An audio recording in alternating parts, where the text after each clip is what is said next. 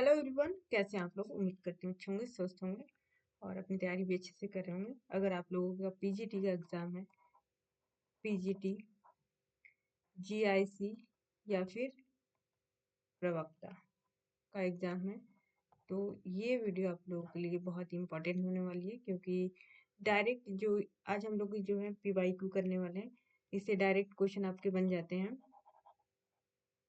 4 से 5 क्वेश्चन आपके रिपीटेड होते हैं दोस्तों। तो चलिए स्टार्ट करते हैं आज की हम लोग ये क्लास, और इसमें पीवाईक्यूज रहेंगे। ठीक है, पीवाईक्यूज जो है दोस्तों ये बहुत इंपॉर्टेंट होते हैं एग्जाम के पॉइंट ऑफ व्यू से। और आप लोग ऐसा देख सकते हैं कि पीजीटी और जीआईसी हिस्ट्री है ना, जीआईसी हिस्ट्री आपका जीआईसी का सिलेबस से हिस्ट्री का सिलेबस ऑलमोस्ट सेम ही रहता है। वहाँ पर आपका पूरा ऐतिहासिक संस्कृतियाँ, मौर्य समाज, तुर्क आक्रमण, आधुनिक कालीन भारतीय इतिहास पूछा जाता है।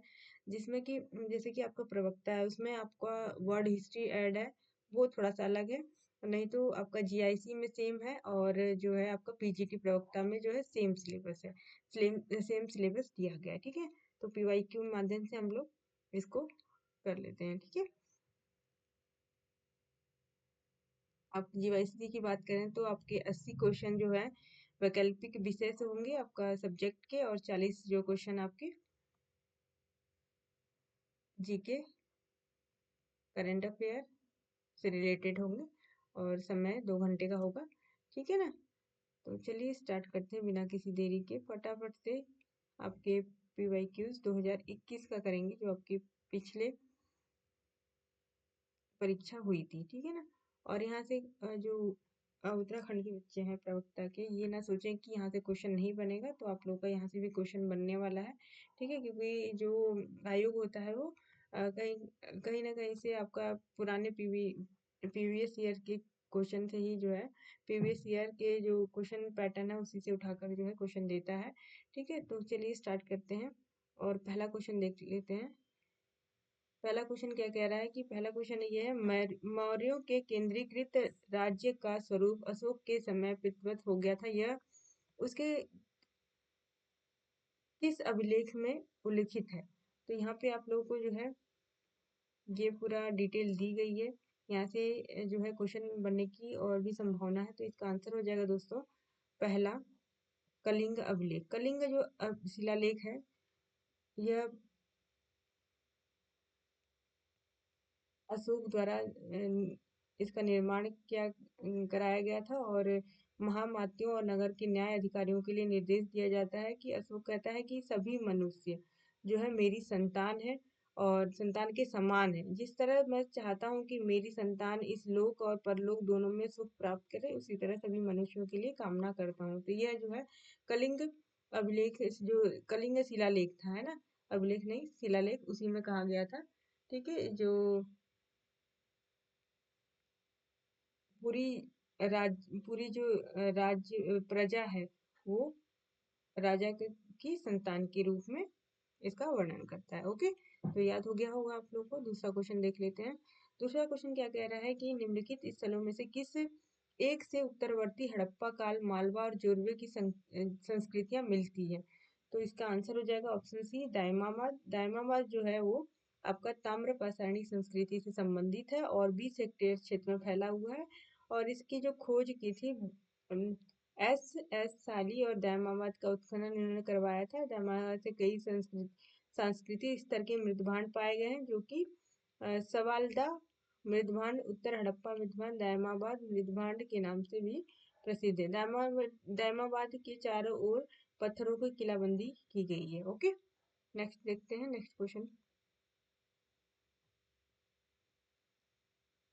अपनी मृत्यु के पूर्व वल्लभ ने किसको अपना उत्तराधिकारी मनोनीत किया था।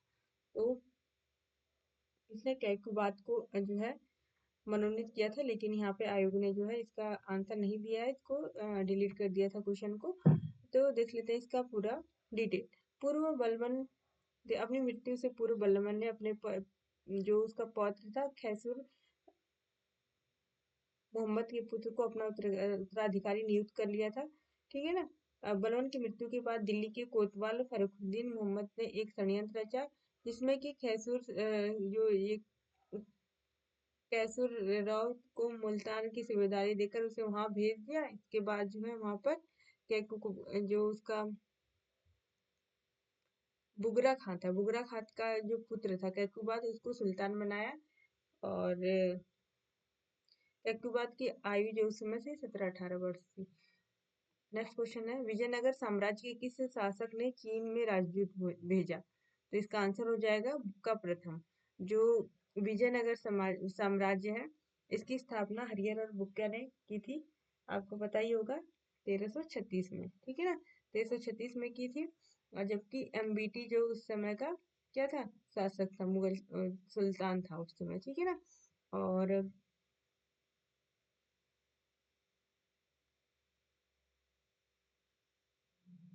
हरिहर के बाद उसका भाई बुक्का प्रथम शासक बनता है, और उसने जो है राजनीतिक और विद्या प्रेमी था। यह बुक्का प्रथम की एक विजय, मदुरा विजय भी है, जिसके कारण उसका जो राज्य हो जाता है रामेश्वरम तक जो है फैल जाता है। धार्मिक दृष्टि से उसने हिंदू धर्म की सुरक्षा के लिए दावा किया था, और वेद मार्ग प्रतिष्ठापक की उपाधि धारण की थी। उसके राज्य की वैदेशिक नीति भी विकसित करने का प्रयास किया था। इस उद्देश्य से उसने चीन में अपना एक दूत मंडल भेजा था। यहाँ से क्वेश्चन आपका बनता है कि उसने चीन में जो किस शासक ने चीन में अपना दूत मंडल भेजा, तो ये बुक्का प्रथम हो जाएगा। ठीक है ना, इसको याद रखिएगा। और इसकी मृत्यु 1377 में हो जाती है। ओके, नेक्स्ट क्वेश्चन देखेंगे हम लोग। इब्न तूता किसके क्षेत्र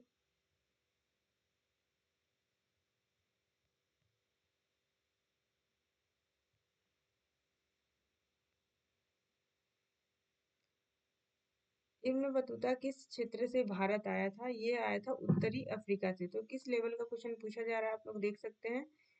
इसका पूरा ये नहीं पूछा कि कहाँ से आया था। अफ्रीका से पहले क्वेश्चन पूछा जाता कि अफ्रीका से आया था, लेकिन अब इसने उत्तरी, पश्चिमी, दक्षिणी अफ्रीका पूछ दिया, तो इसका आंसर हो जाएगा यह उत्तरी अफ्रीका से आया था। 1333 में एमबीटी के शासनकाल में आया था। 14 वर्षों तक ये भारत में रहा था। और तुगलक ने, मोहम्मद बिन तुगलक ने इसे दिल्ली का काजी भी नियुक्त कर लिया था। इसको आप नोट डाउन कर लीजिए। यहाँ पे आप लोग जो क्या करिएगा, अपनी कॉपी में एक शॉर्ट नोट्स बना लीजिए इस तरीके से। आप एक यहाँ पे और यहाँ पे एक शॉर्ट नोट इस तरीके से कॉपी में लिख लीजिएगा, डब्बा बना के, ताकि आप लोगों को याद रहे। ठीक है ना। दिल्ली का काजी किसे नियुक्त किया गया था? दिल्ली का काजी जो है एमबीटी ने इब्न बतूता को नियुक्त किया था। इसकी एक पुस्तक थी जिसका नाम था रेहला। रेहला जो है अरबी भाषा में लिखी गई थी, इसको भी याद रखेंगे। ओके, नेक्स्ट क्वेश्चन देखते हैं। राय पिथौरा के नाम से कौन सा राजपूत शासक जाना जाता है? तो यह जो है पृथ्वीराज राय पिथौरा, जो पृथ्वीराज थर्ड था, आपको पृथ्वीनारायण तृतीय के नाम से भी जाना जाता है, और यह राय पिथौरा के नाम से जाना जाता है। और जो है इसकी इसने दो युद्ध किए, पानी इसने जो है दो युद्ध किए। ठीक है ना, एक 1191 में और एक से 1192 में। 1191 में तो यह जो है विजयी हुआ था, लेकिन 1192 में जो है हार गया था मोहम्मद गौरी से। ओके, तराइन का युद्ध हुआ था। ओके, नेक्स्ट क्वेश्चन देखते हैं। इसमें ये भी याद रखेंगे आप लोग, चौहान वंशीय शासक पृथ्वीराज तृतीय, इसे राय पिथौरा की जो है उपाधि दी गई थी, अजमेर का जो है शासक था। नेक्स्ट है, यंग बंगाल किसने शुरू किया था? इसका आंसर हो जाएगा डेरेजियो। यंग बंगाल डेरेजियो ने, विवियन डेरेजियो ने शुरू किया था। 1830 के दशक में जो राष्ट्रीय जन जागरण हुई थी, उसी का बीजारोपण इन्होंने किया था, हेनरी विवियन डेरेजियो। यह हिंदू कॉलेज, यहाँ से क्वेश्चन बनता है, देखिए, हिंदू कॉलेज कलकत्ता में अध्यापक के पद पे थे। ओके, इसको भी आप लोग नोट डाउन कर लीजिएगा। ठीक है ना, नेक्स्ट क्वेश्चन देखिएगा। वैदिक काल में किसे अन्य देवताओं और मनुष्यों के बीच मध्यस्थ देवता माना जाता है? इसका आंसर हो जाएगा आपका अग्नि। अग्नि को जो है मध्यस्थ देवता के रूप में माना जाता है। और इंद्र के बाद जो है इनका स्थान होता है। 200 बार 200 सूक्त हैं इसमें। ठीक है, ऋग्वेद जो ऋग्वैदिक आर्य सभ्यता थी उसमें। देवताओं अग्नि देवताओं और मनुष्यों के बीच मध्यस्थ का कार्य करते थे। ऋग्वेद का पहला मंत्र अग्नि स्तुति से प्रारंभ होता है और अग्नि में डाली जाने वाली आहुतियां धुआं बनकर आकाश में जाती हैं, अंततः देवताओं को मिल जाती हैं। और अग्नि ही एकमात्र ऐसा देवता है जिसे आकाश, अंतरिक्ष और पृथ्वी तीनों में शामिल किया जा सकता है। इस वजह से यह मध्यस्थ का काम करती थी अग्नि देवता। नेक्स्ट क्वेश्चन देखते हैं। और आज भी जो है पूजा पाठ में अग्नि देवता को बहुत ही महत्व दिया जाता है। ओके, नेक्स्ट क्वेश्चन देखिएगा। राज्यारोहण के बाद शिवाजी का प्रारंभिक अभियान किसके विरुद्ध हुआ था? तो ये पहला जो है इसका आंसर हो जाएगा बीजापुर के आदिल जो बीजापुर था, प्रशासन बीजापुर था जो, वहां पे प्रारंभिक अभियान इन्होंने किया था। तो इनका सबसे पहले राज्यारोहण कब हुआ था? राज्यारोहण हुआ था 1674 में, रायगढ़ में हुआ था। इसके बाद वो काशी के प्रसिद्ध जो विद्वान थे विश्वेश्वर भट्ट, इनका नाम श्री गंगा भट्ट भी है। तो कभी क्वेश्चन पूछ लेगा विश्वेश्वर भट्ट का जो दूसरा नाम किस नाम से जाना जाता है? श्री गंगा भट्ट के नाम से भी बुलाया जाता है। तो राज्यारोहण के बाद शिवाजी का प्रारंभिक अभियान जो है कर्नाटक बीजापुर से शुरू होता है 1676-78 में, और एलबर्गा की विजय 1677 में हो गई। यहाँ का जो किलेदार था हुसैन खां था। ठीक है ना। जिंजी का किला इन्होंने 1678 में जीता था और यहाँ का किलेदार अब्दुल्ला हबसी था।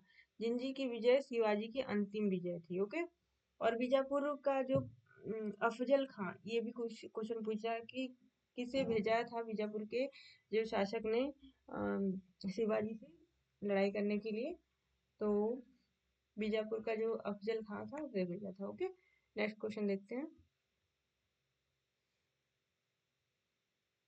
नेक्स्ट क्वेश्चन है गंगैकोंडचोलपुरम किसने बृहदेश्वर मंदिर का निर्माण किया? बृहदेश्वर मंदिर इंपॉर्टेंट है आपके लिए, ये आप लोग याद रखिएगा। तो इसका आंसर हो जाएगा राजेंद्र प्रथम।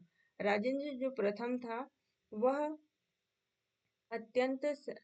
इसने जो है अत्यंत उल्लेखनीय सैनिक अभियान कलिंग के रास्ते बंगाल पर किया। यानी कि जो कलिंग का रास्ता था वहीं से, आप यहाँ पे मैप देख सकते हैं, कलिंग यहाँ था और यहीं से जो है ये कहाँ जाता है? बंगाल की ओर जाता है। ओके, बंगाल की ओर जाते ही उसने कहाँ पे आप आक्रमण किया? बंगाल पर आक्रमण कर लेता है। इसके बाद इस आक्रमण का नेतृत्व विक्रम चोल ने किया था और चोल सेनापति ने पाल नरेश महिपाल पर आक्रमण कर उसे पराजित कर दिया। और इस अभियान का उद्देश्य गंगा नदी का पवित्र जल लाना था। गंगा नदी के पवित्र जल लाने के लिए इसने क्या किया था? अब बंगाल पर आक्रमण किया था और वहीं पर गंगे गंगे कोंड चोलपुरम जो है राजधानी का निर्माण किया। बृहदेश्वर नामक मंदिर जो है उसका निर्माण किया। ओके,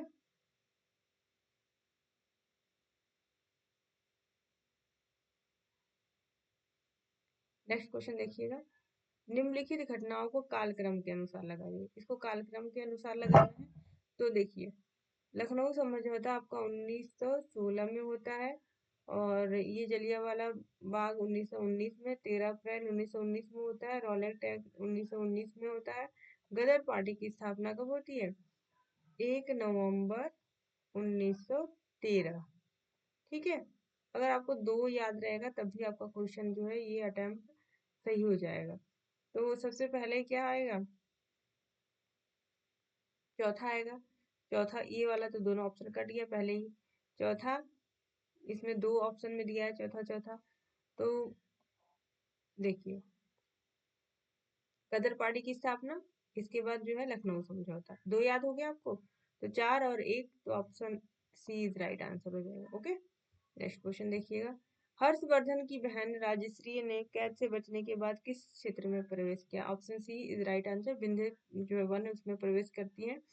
और हर्षवर्धन 606 में थानेश्वर का शासक बना था। गद्दी पर बैठने के बाद उसका पहला कार्य था अपने भाई के हत्यारे शशांक से बदला जो शशांक जो था वह वो बंगाल क्षेत्र का जो था राजा था। और उसने क्या किया था? उसके भाई राजश्री, सॉरी, इसकी बहन हर्षवर्धन की बहन का नाम राजश्री था और उसका भाई जो था उसका नाम जो है इसका नाम मुझे याद नहीं आ रहा है दोस्तों। राज्यवर्धन, ठीक है ना, राज्यवर्धन था। उसकी हत्या कर दी थी और इसका बदला लेने के लिए जो है हर्षवर्धन जाता है और अपनी बहन को राज्य जो उसकी बहन थी राजश्री उसको कैद से आजाद करवाता है। इसके बाद अपने ममेरे भाई भांडी से सूचना दी कि राजश्री को कैद से निकलकर विंध्य के वनों में एवं पर्वतों में भाग गई है। हर्ष ने एक बौद्ध भिक्षु दिवाकर मित्र की सहायता से विंध्य के जंगलों में राजश्री को ढूंढ लेता है जब वो सती होने जा रही थी। नेक्स्ट क्वेश्चन देखेंगे। भारत और पाकिस्तान के मध्य नागरिक प्रशासन हेतु बंटवारा परिषद का अध्यक्ष कौन था? Option C is answer lord Mountbatten. स्वतंत्रता और विभाजन के पश्चात नागरिक प्रशासन के संबंधित मुद्दों और कर्मचारियों के बंटवारे की समस्या को सुलझाने के लिए जो यह बंटवारा परिषद का गठन किया जाता है और इसके जो अध्यक्ष थे लॉर्ड माउंटबेटन थे, जो कि एक गवर्नर जनरल भी थे, और भारत पाकिस्तान के 2 प्रतिनिधि शामिल थे। और कार्यकारी स्तर पर 2 संसदीय संचालक समिति की नियुक्ति की गई जिसके सदस्य सरदार वल्लभ भाई पटेल और मोहम्मद अली जिन्ना थे। ओके, नेक्स्ट क्वेश्चन देखेंगे। किस स्थान से 4 सिंह युक्त शीर्षक की प्राप्ति होती है? तो आप लोगों को पता ही है, सांची से, एमपी में है ये।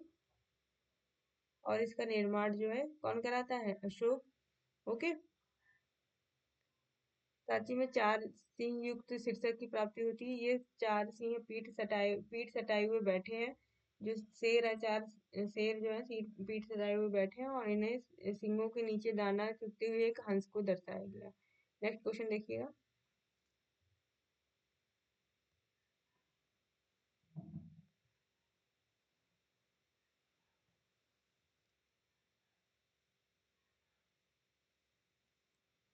खिलजी वंश के शासकों में किस एक ने किलाखोरी को अपनी राजधानी बनाया? किलाखोरी को किसने राजधानी बनाता है? कौन राजधानी बनाता है? इसका आंसर देना है आप लोगों को। इसका आंसर हो जाएगा दोस्तों जलालुद्दीन जलालुद्दीन फिरोज। खिलजी वंश की स्थापना जलालुद्दीन फिरोज शाह ने की थी। इस वंश के कुल 4 शासक हुए जो 30 वर्ष तक शासन इन्होंने किया। जो जलालुद्दीन खिलजी कबीले का तुर्क था जिसका राज्यारोहण 13 जून 1290 में कैकुबाद में द्वारा बनाए गए अपूर्ण किलाखोरी किलूगढ़ के महल में होता है।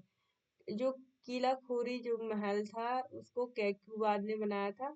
ओके, कैकुबाद ने बनाया था और यहीं पे राज्यारोहण होता है किसका? जलालुद्दीन फिरोज का। तो एक क्वेश्चन और बनता है दोस्तों कि सबसे ज्यादा शासन शासनकाल किसका रहा? जिसकी एक ट्रिक है उसको याद रखिएगा। तुग तुगलक, इससे आप लोग याद रख सकते हैं। तुगलक, त से क्या होगा? तुगलक वंश। ग से गुलाम।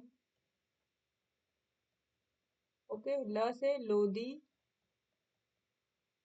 तुगलक सखी याद रखना आप। ओके, स से सैयद और ख से खिलजी। खिलजी।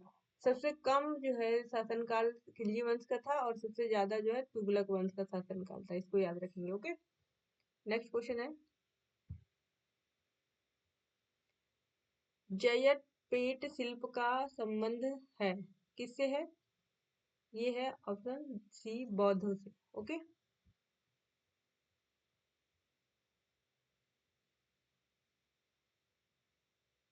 नेक्स्ट क्वेश्चन देखेंगे। दिल्ली सल्तनत काल में मसाहत शब्द का प्रयोग भूमि माप के लिए किसके शासन काल में हुआ था? यह जो है अलाउद्दीन खिलजी के लिए काल में हुआ था। ओके, इसको ध्यान में रखेंगे। नेक्स्ट क्वेश्चन देखेंगे। अब भू राजस्व जो है 50% उपज का था किस टाइम पे? अलाउद्दीन खिलजी के टाइम पे। इसने जो है बाजार नियंत्रण प्रणाली ये सारी चीजें जो है बनाई थी। मसाहत भू मापन प्रणाली को पुनर्जीवित करके अलाउद्दीन खिलजी को यह प्राप्त है। पुनर्जीवित करने का श्रेय अलाउद्दीन खिलजी को प्राप्त है। लगान को गल्ले के रूप में लेना पसंद करता था अलाउद्दीन खिलजी। नेक्स्ट क्वेश्चन देखिएगा। उत्तर प्रदेश में प्रथम नवपाषाण उपकरण कहाँ प्राप्त किया गया? ले मसूरी। ले मसूरी में इसका जो है नवपाषाण काल या नियोलिथिक शब्द का प्रयोग सबसे पहले जॉन लुबाक ने किया था। और 9000 ईसा पूर्व से यह प्रारंभ होता है, लेकिन भारत में इसकी जो शुरुआत है 7000 ईसा पूर्व में शुरू होती है। ले मसी 1860 ले मसीरियो ने इस काल का प्रथम प्रसंस्करण उत्तर प्रदेश के टोंस घाटी नदी में प्राप्त किया है। नेक्स्ट क्वेश्चन देखिएगा, औरंगजेब के समय लिखी गई पुस्तक फतवा ए आलमगीरी की जो संबंध है इसका किससे है? यह जो है कानून संहिता से इसका संबंध है। ओके, इसको ध्यान में रखेंगे। औरंगजेब के समय लिखी गई पुस्तक फतवा ए आलमगीरी, फतवा ए आलमगीरी का संबंध जो है ये कानून संहिता से है। इसमें राज्य कला, नैतिकता, सैन्य रणनीतिकरण की भूमिका दिखाई गई है। ओके, नेक्स्ट क्वेश्चन देखिएगा, निम्नलिखित में से किसने भारतीय राष्ट्रीय कांग्रेस को सुरक्षा का पाठ कहा? ये लाला लाजपत राय ने कहा है। ओके, इनकी जो पुस्तक है इसका नाम याद रखेंगे, young India and interpretation and a history of the nationalist movement from with in में सुरक्षा का पाठ का सिद्धांत दिया था। जो इसके बाद जो है इनको भारतीय राष्ट्रीय कांग्रेस की स्थापना का मुख्य उन्होंने लिखा था कि भारतीय राष्ट्रीय कांग्रेस का मुख्य उद्देश्य इसके संस्थापकों की उत्कंठा ब्रिटिश साम्राज्य को छिन्न भिन्न होने से बचाने की थी, लेकिन ह्यूम के जीवनीकार बेडरबन ने लिखा था कि भारत में असंतोष की बढ़ती हुई शक्तियों से बचने के लिए एक अभय द्वीप सेफ्टी वॉल की आवश्यकता है, जो कि कांग्रेसी आंदोलन से बढ़कर कोई दूसरी चीज नहीं हो सकती है।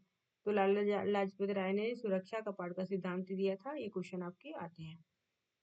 निम्नलिखित नेक्स्ट क्वेश्चन है, किस मुगल शासक द्वारा सती के विरुद्ध राजकीय निषेध जारी किया गया था? औरंगजेब इसका आंसर हो जाएगा। औरंगजेब ने जो है सती प्रथा को पूरी तरह से बैन कर दिया था। ओके, नेक्स्ट क्वेश्चन है, और जो अकबर था उसने रोकने का प्रयास किया था, लेकिन यह सती प्रथा रुकी नहीं थी, इसको ध्यान में रखेंगे।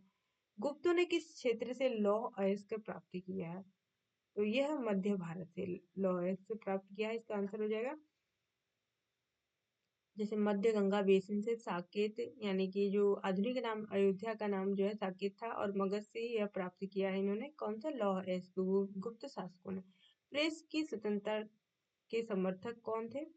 हेस्टिंग, इसका आंसर हो जाएगा हेस्टिंग। और ये जो तीनों जो थे इसके समर्थक नहीं थे। ओके, तो lord Hastings is right answer.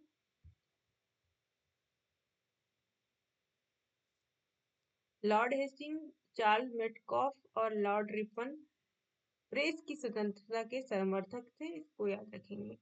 और लॉर्ड वेलेस्ली, लिट्टन और एडम्स इसके प्रतिबंधी थे, प्रतिबंध लगा दिया था इन्होंने स्वतंत्रता प्रेस पर। नेक्स्ट है, पुष्प कलावती किस राज्य की राजधानी थी? Option C is right answer, Gandhara की राजधानी थी। ओके, नेक्स्ट क्वेश्चन इज 1887 में देव समाज की स्थापना कहाँ की गई? इसका आंसर हो जाएगा लाहौर। लाहौर में देव समाज की स्थापना की जाती है, और शिव नारायण अग्निहोत्री इसके संस्थापक होते हैं। और इन्होंने मदिरा और मांस का सेवन की तीव्र निंदा की और देव समाज की स्थापना की। नेक्स्ट क्वेश्चन देखिएगा, सम्राट अशोक ने महाराष्ट्र के बौद्ध धर्म प्रचार के लिए किस प्रचारक को भेजा? Option C is right answer, Dharma Maharakshita को भेजा। महाधर्म रक्षित से आप MH महाराष्ट्र याद कर सकते हैं। और महादेव, महादेव से मैसूर याद कर सकते हैं, मैसूर में इन्होंने महादेव को भेजा था। महारक्षित जो है, महारक्षित को यवन देश में भेजा था, यवन। सोन और उत्तर को इन्होंने स्वर्ण भूमि में भेजा था। ठीक है ना, और ये याद कर लीजिएगा, एक आप लोग शॉर्ट नोट्स बना लीजिए इनका, क्योंकि ये क्वेश्चन आपका पूछा जाता है। ओके, महेंद्र और संघमित्रा जो नॉर्मल क्वेश्चन है, इसमें आपको बता ही देंगे। श्रीलंका में भेजा था। मंजतिक कश्मीर गांधार में भेजा था। महारक्षित को यूनान देश में, धर्म रक्षित को महाराष्ट्र, महादेव को महिष मंडल मैसूर में, रक्षित को बनवासी कर्नाटक में, धर्म रक्षित को अपरांतक मंजिम हिमालय देश में, सोना और उत्तरा को सुवर्ण भूमि में। नेक्स्ट क्वेश्चन इज दिल्ली के किस सुल्तान द्वारा ठगों का दमन किया गया? ये किया गया है आपके जलालुद्दीन खिलजी के द्वारा। जलालुद्दीन से आपके दो क्वेश्चन देख सकते हैं आप लोग, बना हुआ है तो इसको अच्छे से पढ़ के जाइएगा। ठगों और चोरों का विषय में जलालुद्दीन ने अपने उदार नीति का परिचय दिया और ये जो ठगी प्रथा को समाप्त किया। Okay, next question is, Gandhi Irwin समझौता के बाद घटनाओं में से कौन सी घटना घटी होती है? तो गांधी इरविन समझौता 5 मार्च 1931 में होता है और सेकेंड राउंड टेबल इसकी घटना जो है आपकी घटित होती है और गांधी जी जो पहली बार द्वितीय गोलमेज सम्मेलन में भाग लेने जाते हैं। नेक्स्ट क्वेश्चन इज, प्रथम गोलमेज सम्मेलन में किस स्थान पर होता है? यह होता है आपका जेम्स पैलेस में। 1931 में 1930 से 31 तक यह शुरू होता है जेम्स पैलेस लंदन में। जॉर्ज पंजन में इसका उद्घाटन किया और ब्रिटिश प्रधानमंत्री मैकडोनाल्ड रामजे मैकडोनाल्ड से जॉर्ज पंजन जो था इसका उद्घाटन करते हैं। ओके, और इस सम्मेलन में 89 प्रतिनिधियों ने भाग लिया, इसमें कांग्रेस ने भाग नहीं लिया। इसका क्वेश्चन बन सकता है। नेक्स्ट क्वेश्चन देखिएगा, जैन धर्म का दिगंबर संप्रदाय संबंधित है था, तो इसका आंसर हो जाएगा साउथ से। जो साउथ है आपका साउथ इंडिया। दक्षिणी भारत से महावीर जो स्वामी की मृत्यु के बाद शुद्ध मर्न जैन संघ का प्रथम अध्यक्ष बना। शुद्ध मर्न के बाद जम्बू संभूति विजय और भद्रबाहु संघ के अध्यक्ष बनते हैं। इसके बाद जो है ये दक्षिण भारत से संबंध है। भद्रबाहु जो तत्कालीन अध्यक्ष है ये अपने अनुयायियों के साथ दक्षिण भारत चले गए और सिलभद्र मगध में ही रुक गए। श्वेत वस्त्र धारण करना प्रारंभ कर दिया, इसलिए श्वेतांबर कहलाए। भद्रबाहु जो दक्षिण भारत चले गए थे उनके अनुयायी दिगंबर कहलाए। नेक्स्ट क्वेश्चन है 1857, किसने कहा कि हिंदुस्तान पर शासन करने की इच्छा मुझ में नहीं है? तो ये आपके बहादुर शाह जफर जो लास्ट मुगल शासक थे, उन्होंने कहा था। 1857 दिल्ली को अंग्रेजों का अधिकार हो गया था। 20 सितंबर 1857 को संघर्ष में जॉन निकोलस मारा गया था। अर्थन ने सम्राट के दो पुत्रों मिर्जा गुलाम मुगल और मिर्जा ख्वाजा सुल्तान और पोते मिर्जा अबू बकर को दिल्ली के लाल किले के सामने गोली से मार डाला। बहादुर शाह ने कहा कि हिंदुस्तान पर शासन करने की इच्छा अब मुझ में नहीं है। हर्षन ने उसे हुमायूं के मकबरे में गिरफ्तार कर लिया, उसे रंगून निर्वासित कर दिया। किसे? बहादुर शाह जफर को। ओके, तो ये क्वेश्चन भी आया था कि बहादुर शाह जफर को कहाँ निर्वासित किया गया था? रंगून में। नेक्स्ट है, ऋग्वेद में निष्क ग्रीव एक प्रकार है, क्या है ये? आभूषण का। निष्क ग्रीव ऋग्वेद में एक आभूषण का प्रकार है जो कि सोने का आभूषण होता था। व्यापारिक लेन देन में इसको प्रयुक्त होने लग गया था कालांतर में, और मुगल तक आते मौर्य तक आते आते यह अब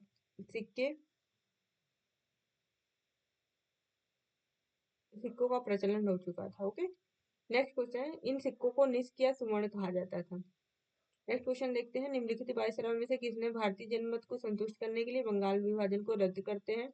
ये है हार्डिंग, लॉर्ड हार्डिंग। 1910 से 1916 तक इसका शासनकाल रहा और मिनटों के बाद उसे पूरा वायसराय जो यह उसने भारत का वायसराय बनाकर भेजा गया लॉर्ड मिंटो द्वितीय के बाद।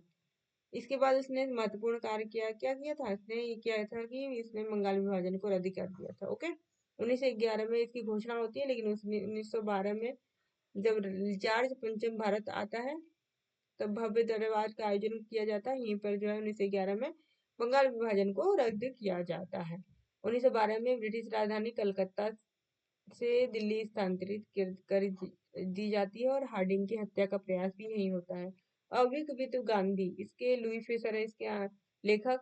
इन्होंने एक सप्ताह जो है गांधी जी के साथ समय व्यतीत किया था साबरमती में, तभी इन्होंने एक अविकवित गांधी लिखी थी। नेक्स्ट क्वेश्चन देखेंगे, किस चोल शासक ने श्रीलंका में अपनी स्वर्ण और ताम्र मुद्राओं का प्रचलन किया? इसका आंसर हो जाएगा राजराज प्रथम। राजराज प्रथम जो है एक लेख से सूचना मिलती है कि उसने कोल्लदेश कोंडुगोलूर राजाओं को पराजित किया, समुद्र के शासक से अपनी सेवा करवाई और यहीं पे केरल तथा पांड्य राज्यों को जीतने का प्रयास करता है। उसने अनुराधापुर को नष्ट कर दिया और अपने उसने स्वर्ण और रजत जो है तांबे के सिक्के जारी करवाए। तंजौर अभिलेख से यह सामरिक अभियान का वर्णन होता है। कौन से अभिलेख से? तंजौर से। नेक्स्ट है द नवाब नामक प्रसिद्ध नाटक किसने लिखा था? इसको लिखते हैं फ्रूट।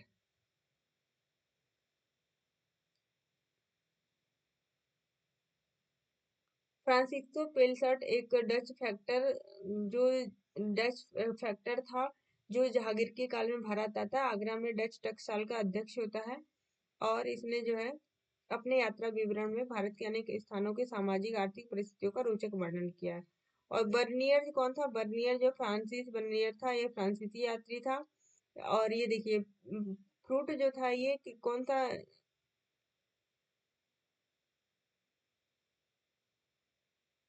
यात्री था? तो इसमें आप लोगों का आंसर हो जाएगा डच यात्री था। ओके।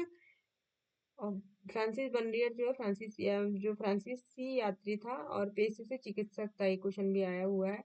और शाहजहां के शासनकाल में भारत आया था और शाहजहां के पुत्रों के मध्य उत्तराधिकार का युद्ध चला, तब दारा सिकों और औरंगजेब की होने वाले उत्तराधिकार युद्ध का भी साक्षी रहा। कौन? बर्नियर। ओके। नेक्स्ट क्वेश्चन देखिएगा। वह सुल्तान जो विश्वास करता था न कि वह सुल्तान जो अधिराजत्व के सिद्धांत में विश्वास करता था न कि प्रभु सत्ता पर। यह जो है अलाउद्दीन खिलजी हो सकता है इसका आंसर।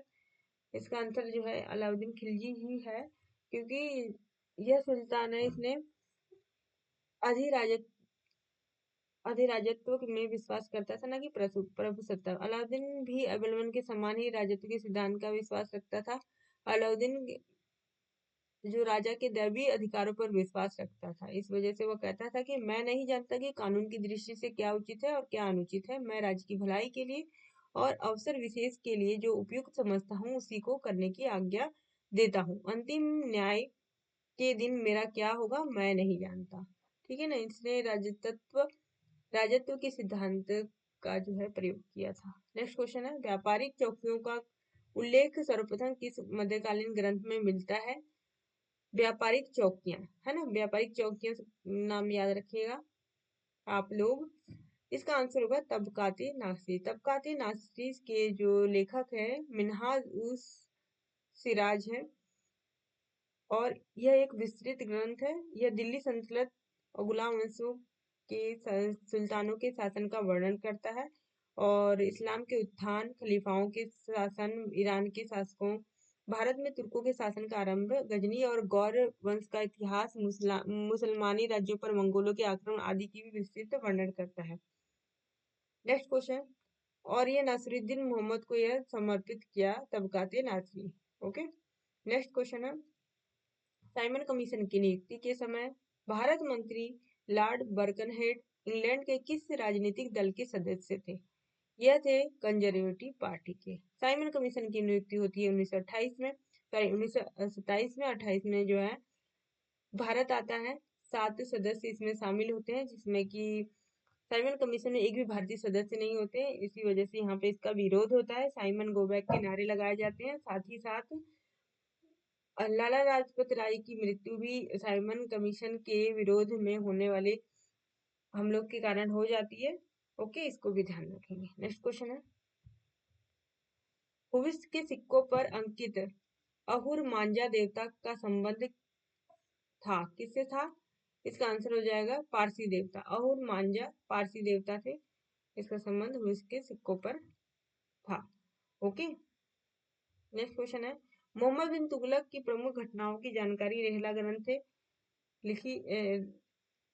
ग्रंथ में मिलती है। यह किस भाषा में लिखी गई है? यह भाषा जो है अरबी भाषा में लिखी गई है। एमबीटी की प्रमुख घटनाओं की जानकारी रेहला ग्रंथ से मिलती है। रेहला किसने लिखी थी? इब्न बतूता ने लिखी थी। नेक्स्ट क्वेश्चन है ह्वेनसांग जब अपने देश वापस जा रहा था तब किसे सीमांत तक उसका मार्गरक्षक का कार्य दिया गया था? उदिता को दिया गया था। उदिता ह्वेनसांग चीनी यात्री था जो बौद्ध ग्रंथों का संकलन करने के लिए ईसा की 7वीं सदी में भारत आया। लगभग 15 वर्षों तक यहाँ पे रहा और इसने जो है सिविकी नामक एक पुस्तक की रचना करती है।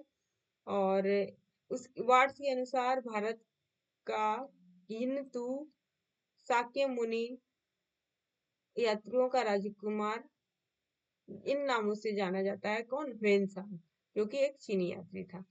और जब वो जा रहा था वापस अपने देश, तब उदिता को सीमांत तक उसका मार्गदर्शक बनकर कार्यभार सौंपा गया था। ओके, नेक्स्ट क्वेश्चन है, ह्वेनसांग जो है किसके काल में आया था? हर्षवर्धन के काल में। ओके, हर्षवर्धन के काल में आया था। नेक्स्ट क्वेश्चन है, निम्न पुरा स्थलों में कौन महाराष्ट्र में स्थित नहीं है? ऑप्शन देखिएगा। ऑप्शन है नेवासा, इमनामगांव, दैमामद, महावेश्वर। माहेश्वर जो है ये एमपी में है दोस्तों, जबकि ये तीनों जो है आपके एमएच महाराष्ट्र में है। ठीक है ना। नर्मदा नदी के किनारे पर बसा है कौन सा? माहेश्वर। ओके, यह एक पर्यटन स्थल है। माहेश्वर को महिष्मती नाम से भी जाना जाता है और यह शहर कोल्हर राज्य की राजधानी रहा है। हिंदू धार्मिक ग्रंथों में रामायण और महाभारत में भी इसका उल्लेख मिलता है। किसका? माहेश्वर का। नेक्स्ट क्वेश्चन है, मैं राजनीति का प्रथम पाठ सुरेंद्र नाथ बनर्जी के चरणों में पढ़ा। यह कथन किस राजनीतिज्ञ का है?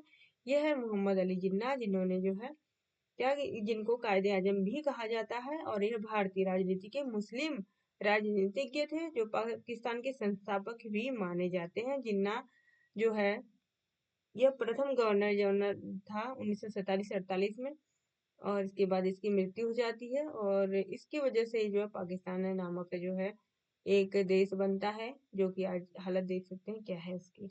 ओके, नेक्स्ट क्वेश्चन देखिए, अब्दुल रज्जाक फारस का राजदूत विजयनगर के किस शासक के दरबार में आया था? अब्दुल रज्जाक, यह जो है देवराय देवराय द्वितीय के दरबार में आता है अब्दुल रज्जाक, जो कि फारस का राजदूत था। ठीक है ना। गद्दी पर बैठने के बाद उसने कुरान की प्रति सामने रखा और बड़े पैमाने पहली बार मुस्लिम सैनिकों की नियुक्ति की। कौन? देवराय द्वितीय ने।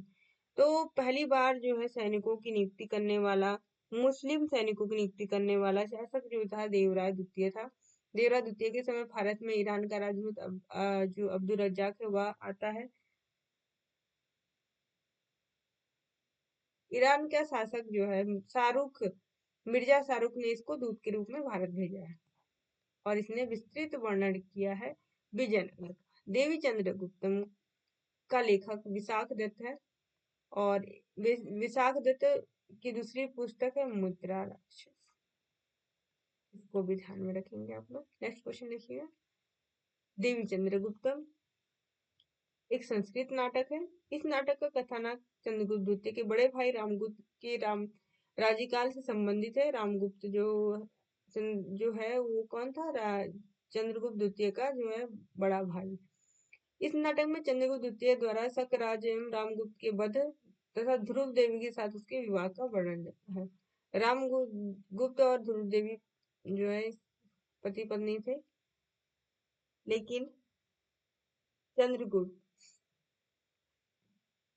इसके बाद उससे विवाह कर लेता है। रामगुप्त की यहाँ पे हत्या हो जाती है। ओके, नेक्स्ट क्वेश्चन है, शिवाजी के समय स्वतंत्र मराठा राज्य निम्नलिखित में से कौन विरोध में था? मराठा राज्य का निम्नलिखित में से कौन विरोध में थे?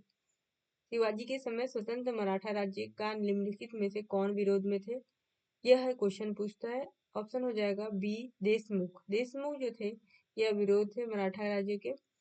शिवाजी ने जागीरदारी प्रणाली को समाप्त करके रैयतवाड़ी प्रणाली में इसको बदल दिया था और वंशानुगत राजस्व अधिकारियों की स्थिति में परिवर्तन किया था, जिन्हें देशमुख, देशपांडे, पाटिल और कुलकर्णी नाम से जाना जाता है। शिवाजी के समय स्वतंत्र मराठा राज्य का विरोध देशमुख कर रहे थे। देशमुख तथा देशपांडे अन्य जिला स्तर के अधिकारी थे जो मामलतदार एक नियंत्रण के रूप में कार्य करते थे। उनकी पुष्टि के बिना कोई लेखा स्वीकार नहीं किया जाता था। जो देशमुख थे वो क्या थे? मामलतदार थे। ओके, लेखा अधिकारी कहा जा सकता है। नेक्स्ट है, किस एक में सुबगद्दीन अकबर के शासनकाल के 40वें वर्ष तक का इतिहास है? ऑप्शन ए मुंतखब उत तवाखीर, अब्दुल कादिर बदायूनी अब्दुल कादिर बदायूनी द्वारा लिखित यह ग्रंथ है मुंतखब उत तवाखीर। बदायूनी अकबर का समकालीन विद्वान था। इस पुस्तक के 3 भाग है। पहले भाग में दिल्ली के सुल्तानों बाबर और हुमायूं के शासनकाल का वर्णन है। दूसरे भाग में 1595 से अकबर के शासनकाल का उल्लेख मिलता है। मुंतखब उल तवाखीर तीसरे भाग में मुसलमानों और संतों का विवरण है। बदायूनी ने अपने अकबर की सेवा में रखकर महाभारत और रामायण का फारसी में अनुवाद कराया। ये क्वेश्चन आता है, फारसी में अनुवाद किसके द्वारा हुआ? बदायूनी के द्वारा हुआ। ऋग्वेद में सूर्य देवता को किसका पुत्र माना गया है?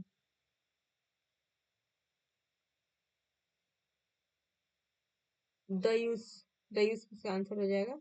ऋग्वेद में जो है सूर्य देवता को दयुस का पुत्र माना गया है। उषा को भोर की देवी माना जाता है और वेदों ने उन्हें सूर्योदय के प्रकाश और आकर्षण के अवतार के रूप में माना है। उषा आर्यों को प्रातःकाल की देवी थी। आर्यों की देवी। सूर्य निकलने के बाद सूर्य निकलने के पूर्व बेला को उषा कहा जाता है। जब सूर्य चमकने लगता है उसे सविता कहा जाता है। ओके। और गायत्री मंत्र सविता को ही समर्पित है। नेक्स्ट क्वेश्चन देखते हैं।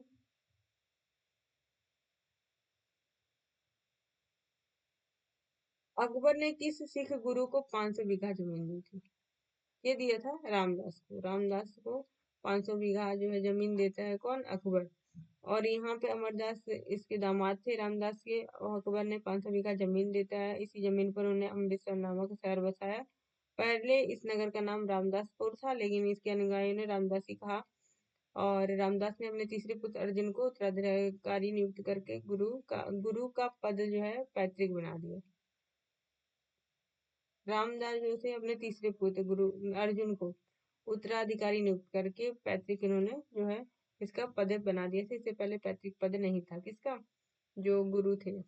नेक्स्ट है, अकबर के शासनकाल में इबादत खाना नामक एक प्रसिद्ध संरचना का निर्माण कहाँ होता है? इबादत खाना नाम जो है फतेहपुर सीकरी में इसका जो है निर्माण होता है।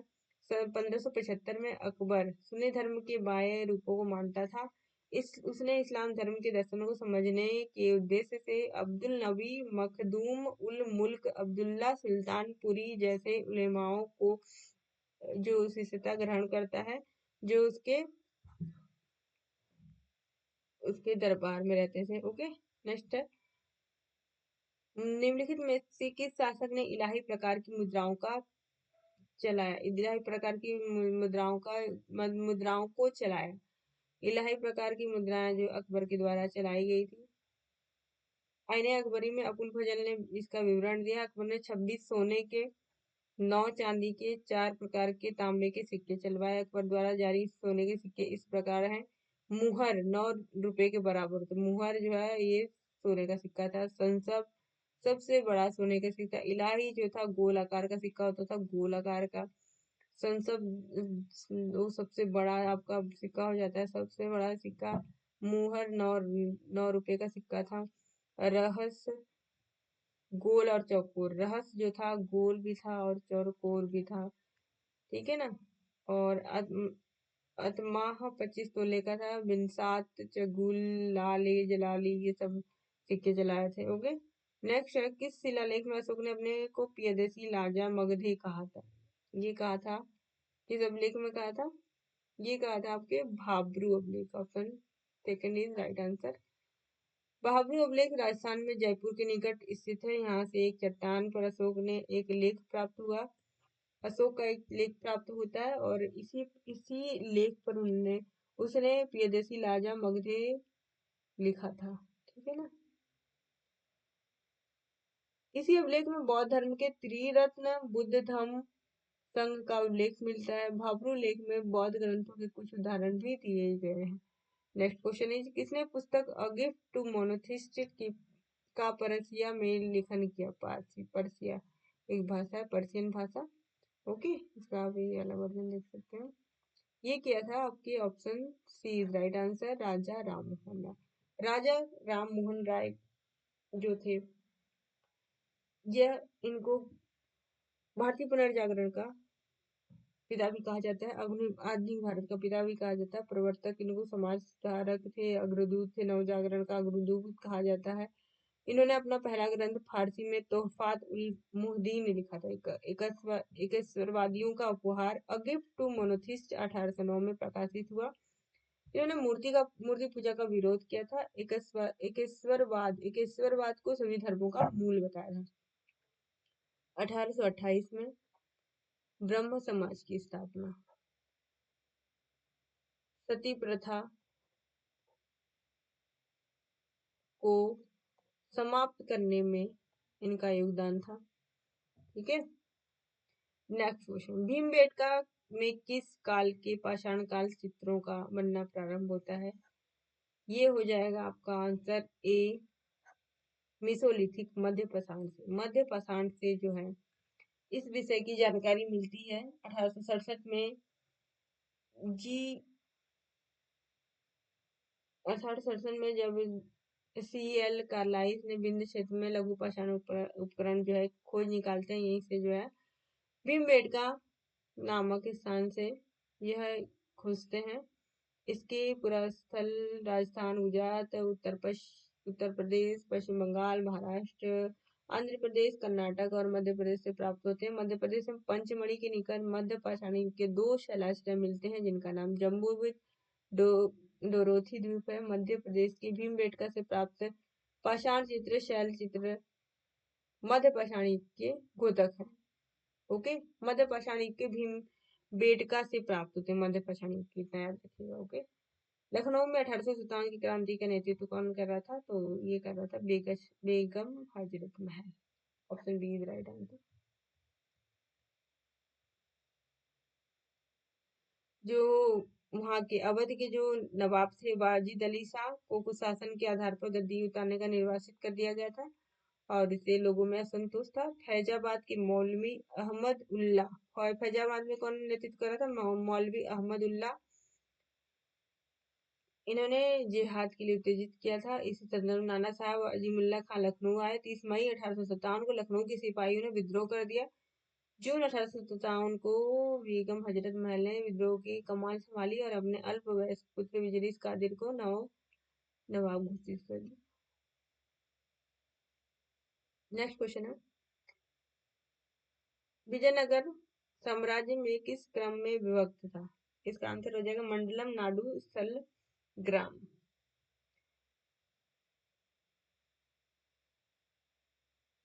राज्य को मंडलम कहा जाता है। कोट्टम, वडनाडु, नाडु, मेलाग्राम, उर या ग्राम। प्रांतों की संख्या निरंतर परिवर्तित होती रहती थी। डोमिंगो पायस ने प्रांत की संख्या 200 बताई थी और कृष्ण शास्त्री ने विजयनगर में 6 प्रमुख प्रांत बताए थे। कृष्ण देव राय के शासनकाल में प्रांतों की संख्या सबसे अधिक थी, जो कृष्ण देव राय था। नेक्स्ट क्वेश्चन है, ऋग्वेद के धनाढ़ व्यक्ति के लिए निम्न में से किस शब्द का प्रयोग किया गया? धनाढ़ व्यक्ति के लिए गोमत शब्द का प्रयोग किया गया। ओके, नेक्स्ट क्वेश्चन इज, रुपये क्या था? यह जो है एक रजत प्रकार का जो है कॉइन था, सिक्का। ओके, किस अंग्रेज यात्री ने किस अंग्रेज यात्री ने अकबर के अधीन रत्न विशेषज्ञ की नौकरी प्राप्त की? इसका आंसर हो जाएगा ऑप्शन बी, विलियम लीड्स। तो दोस्तों आज हम लोग 60 क्वेश्चन करते हैं, ठीक है ना। इसके बाद जो है नेक्स्ट क्लास में 60 क्वेश्चन और करेंगे, ठीक है ना। आज के लिए इतना ही, मिलते हैं नेक्स्ट वीडियो में। और अगर आप 30 दिन बचा है दोस्तों, 30 दिन आपके एग्जाम में बचा है, आप लोग इसकी तैयारी करना चाहते हैं, पीवाई को जरूर करिए और मेरे साथ रोज डेली जो है पीवाई को लगाइए। ओके, तो आज के लिए इतना ही, मिलते हैं नेक्स्ट वीडियो में। तब तक के लिए टाटा बाय बाय। मैंने से तैयारी करती रही दोस्तों, लास्ट मौका है, इसको जाने मत दीजिएगा अपने हाथों से।